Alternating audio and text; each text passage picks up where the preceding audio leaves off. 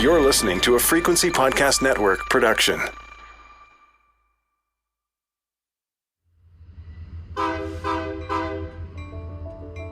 Some of my fondest travel memories as a child involved the Via Rail passenger trains between Montreal and Toronto. I could get up and walk around. I wasn't confined to a car seat. There were washrooms on the vehicle, and this was in the early 1980s. So Canada's passenger train service was only slightly behind the times. And guess what? My daughter has now ridden the same train. Maybe not the exact same car, but the same sort of train, on the same train tracks, moving at the same speed or even slower than it did in the 80s. That's a problem. While other countries have dedicated tracks, high-speed rail, and the ability to move masses of people between two cities at speeds of up to 300 kilometers an hour, all while staying on schedule, our own passenger trains have not changed at all. Like, at all. But don't worry. Years ago, Canada announced a plan, an alternative to the fancy, sleek, high-speed rail that our peer countries enjoy, but a plan that nevertheless would cut travel times on many popular routes, like Montreal to Toronto, by hours. So what is that plan? More importantly, where are the results of that plan? And how did passenger train travel in Canada go so badly off the rails?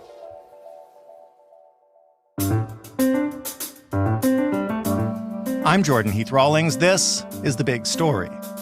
Gabrielle Drolet is a freelance writer and reporter based in Montreal. She wrote this piece for Mainsonnneauve magazine. Hey, Gabrielle. Hi, how are you doing?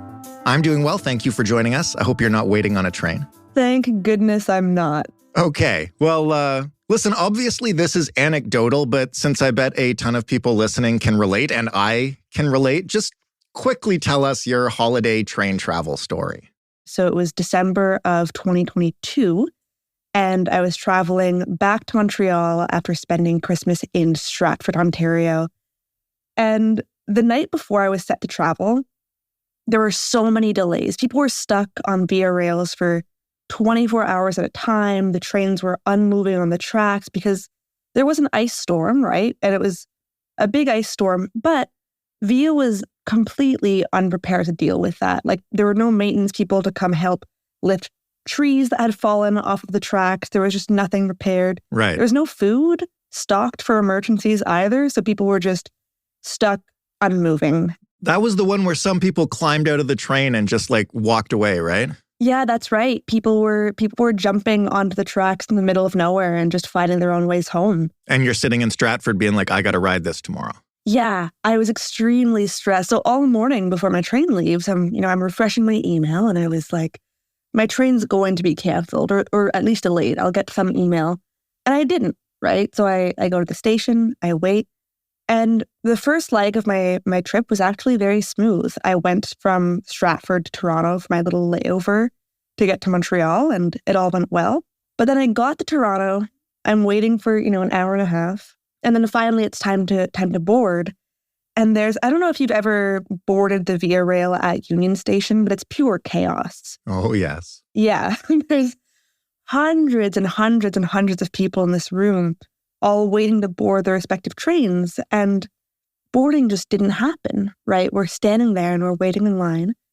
And the time to board sort of comes and goes. And we're not told anything, right? On the board, it still says boarding at the time we're supposed to board. A few minutes go by that way. And an announcement comes up and they're like, you're going to board in 5 minutes. And then 5 minutes later, it was, you're going to board in 20 minutes. And then it was, you're going to board in 20 minutes. And that kept happening for almost 3 hours. Right. I was meant to get home at 8 p.m. Instead, I got home at 1 a.m. the next day. Subways or the metro was no longer running. I had to take an Uber. It was this whole thing. Now, how does a trip like that you were making from Toronto to Montreal or Toronto to Quebec compare with just taking a plane, at least in terms of, speed, cost, impact on the environment? Because this is what we're talking about here, is why people would take the train, why we want them to. It's a good question, and one that, as a very loyal train user, I have wondered a lot because a lot of my friends have sort of switched to taking the plane from Montreal to Toronto, or like these very short distances. But it is true that train travel is the most environmentally friendly way to travel. But beyond that, there aren't a lot of benefits, right? If I were to take the train from Montreal to Toronto, say tomorrow, it's a 5-hour and 20-minute trip minimum. That's if there's no layover.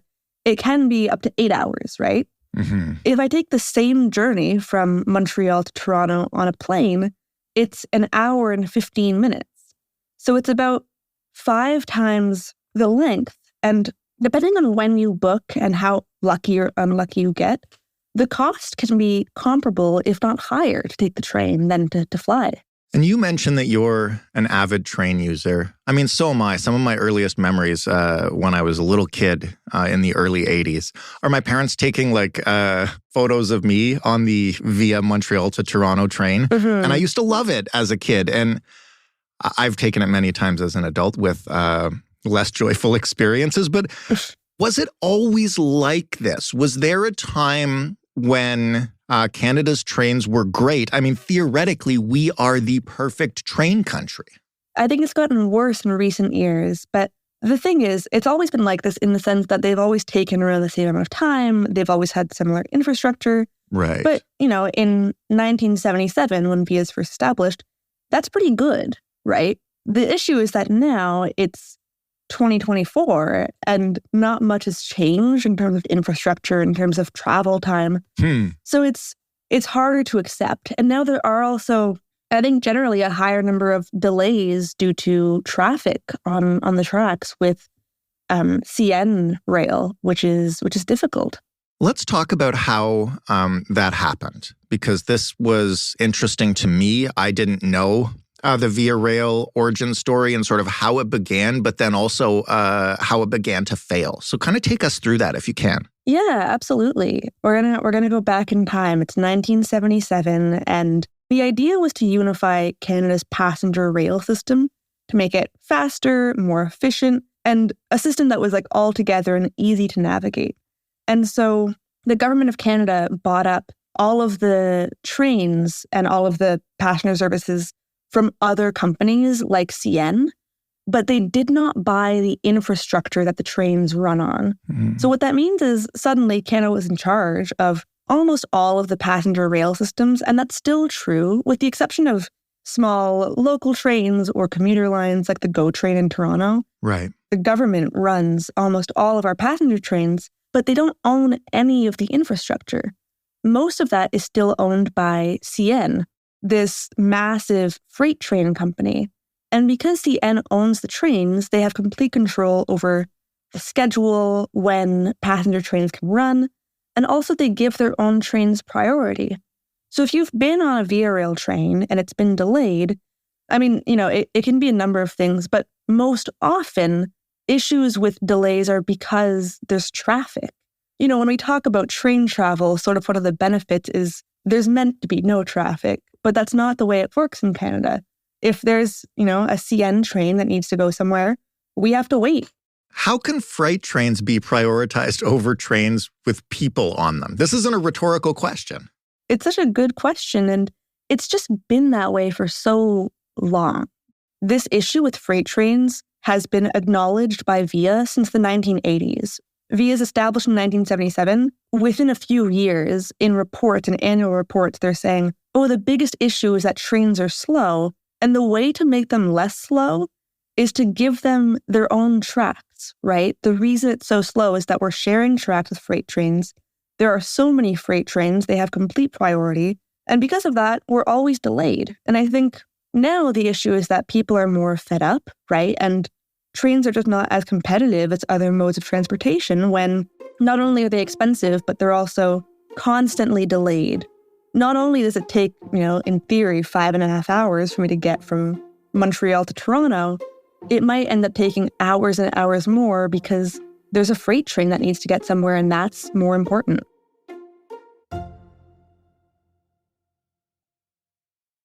You touched on how bad it looks now. And one of the reasons is, as we've discussed, is that short hop flight service has gotten more affordable and also more frequent.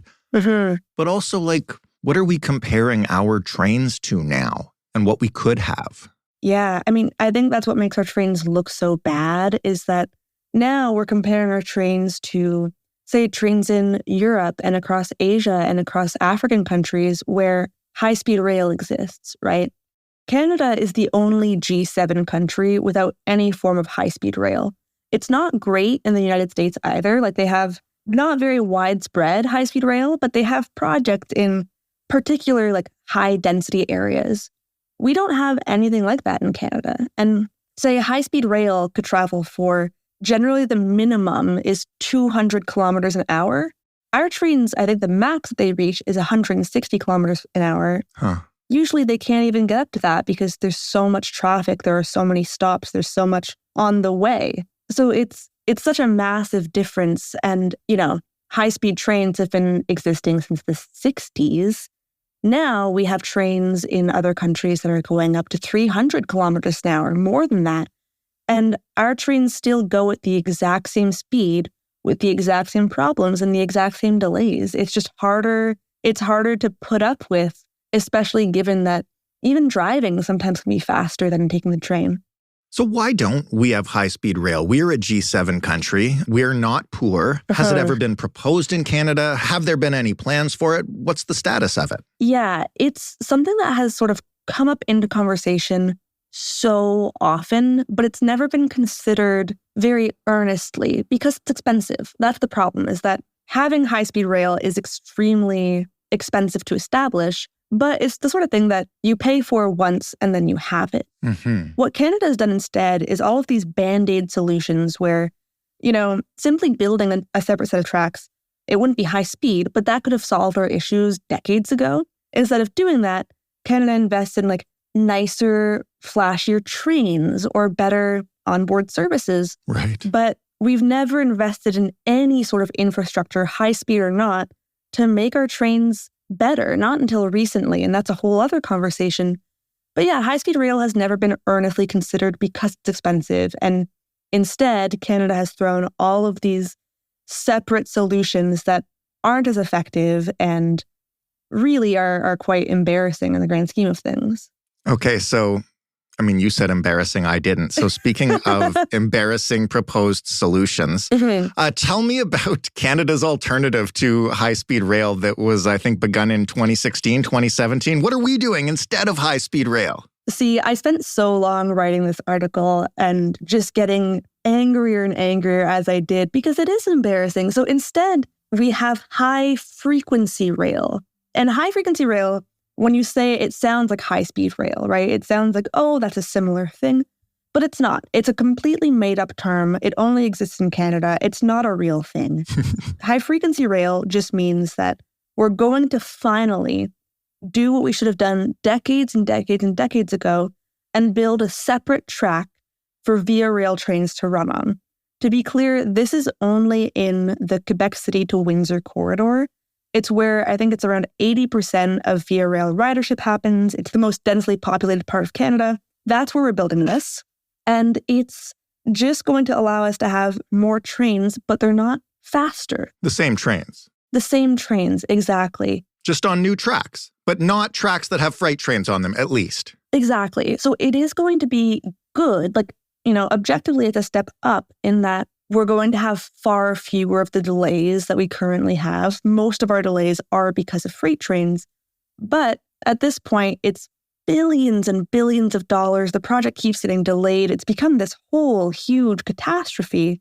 And it's like, at this point, why didn't we just make high-speed rail? Mm-hmm. Yeah, it's an investment, but so is this. And in the long term, especially as other countries get faster and faster trains, why do our trains travel at the same speed that they did in the 70s? It is frustrating, but at least it is progress. And that was progress that was announced 7 years ago. So, I mean, how are the new tracks coming along? Where are they? You know, excellent question. And it's a question a lot of people have. I led you into that one. Yeah, absolutely. That's the thing, is so far, they haven't been coming along. Construction hasn't started yet. And we don't really know when it will. our transportation minister said that he would love to see these new trains in operation by the mid-2030s, which is a while from now. That's a decade from now. We're going to be at net zero before we get new train tracks.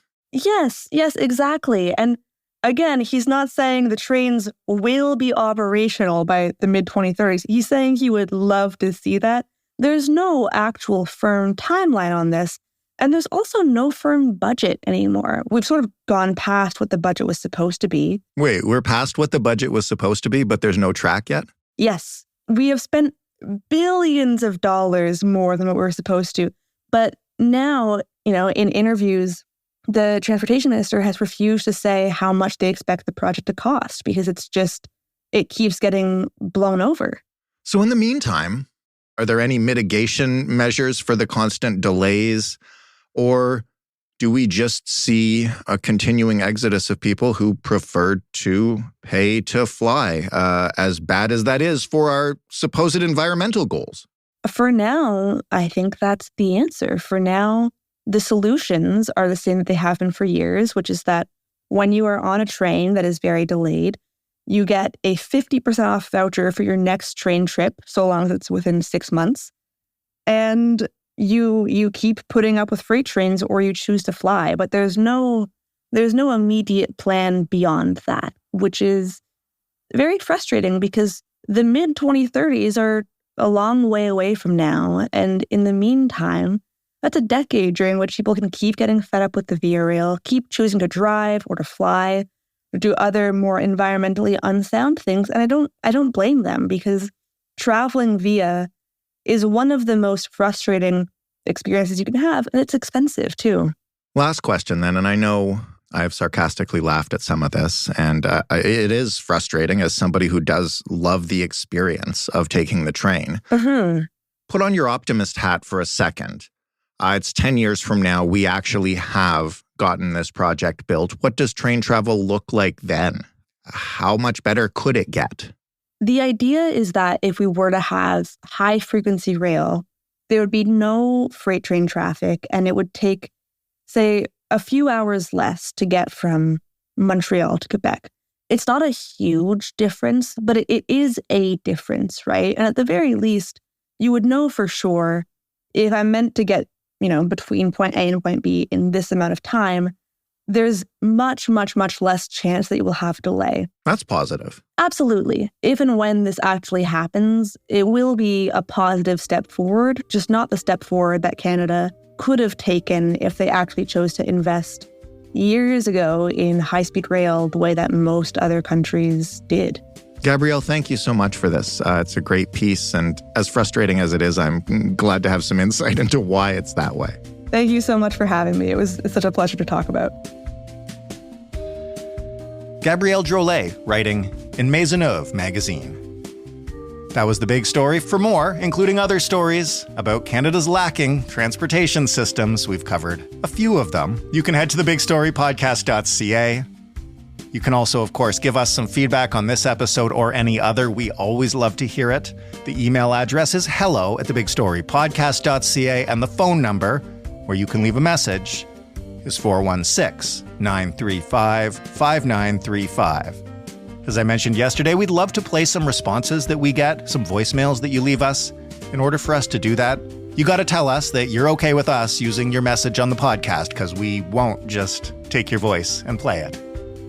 Joseph Fish is the lead producer of The Big Story. Robin Simon is a producer on this show. Stephanie Phillips is our showrunner. Mark Angley handled the sound design this week. Mary Jubrin is our digital editor, and Diana Kay is our manager of business development. I am your host and executive producer, Jordan Heath Rawlings. Thanks so much for listening. Have a wonderful weekend, and we'll talk Monday.